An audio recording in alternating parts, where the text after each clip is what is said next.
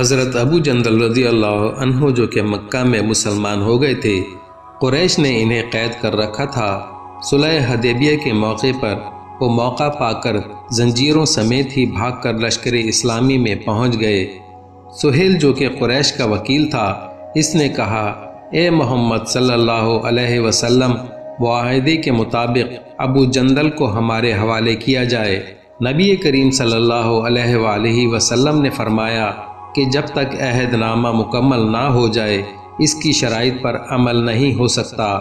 سہیل نے بگڑ کر کہا کہ تب ہم صلح ہی نہیں کرتے۔ نبی کریم صلی اللہ علیہ وآلہ وسلم نے حکم دیا اور ابو جندل کو قریش کے سپرد کر دیا گیا۔ قریش نے مسلمانوں کے کیمپ میں ہی اس کی مشقیں باندھیں، پاؤں میں زنجیر ڈالی اور کشاں کشاں لے گئے۔ نبی اکرم صلی اللہ علیہ وآلہ وسلم نے جاتے وقت اس قدر فرما دیا تھا کہ ابو جندل، اللہ تیرے لیے کوئی سبیل نکال دے گا۔ ابو جندل رضی اللہ عنہ کی ذلت اور قریش کا ظلم دیکھ کر مسلمانوں کے اندر جوش اور تیش تو پیدا ہوا، مگر نبی اکرم صلی اللہ علیہ وآلہ وسلم کا حکم سمجھ کر ضبط کر گئے۔ ابو جندل رضی اللہ عنہ نے مکہ کے قید خانے میں پہنچ کر دین حق کی تبلیغ شروع کر دی۔ جو کوئی ان کی نگرانی پر مامور ہوتا وہ اسے توحید کی خوبیاں سناتے، اللہ کی عظمت و جلال بیان کر کے ایمان کی ہدایت کرتے۔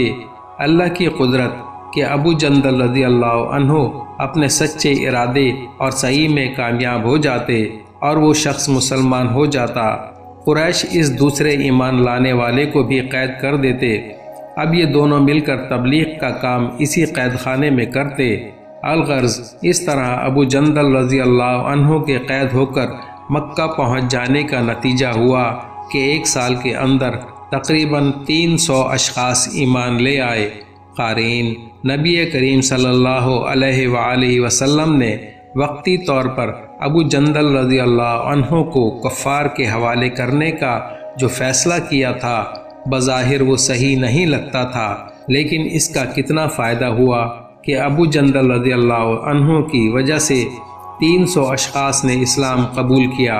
حقیقت میں نبی کریم صلی اللہ علیہ وسلم کا بتایا ہوا ہر طریقہ کامیابی کی شاہراہ پر انسان کو چلنے پھرنے کے قابل بنا دیتا ہے۔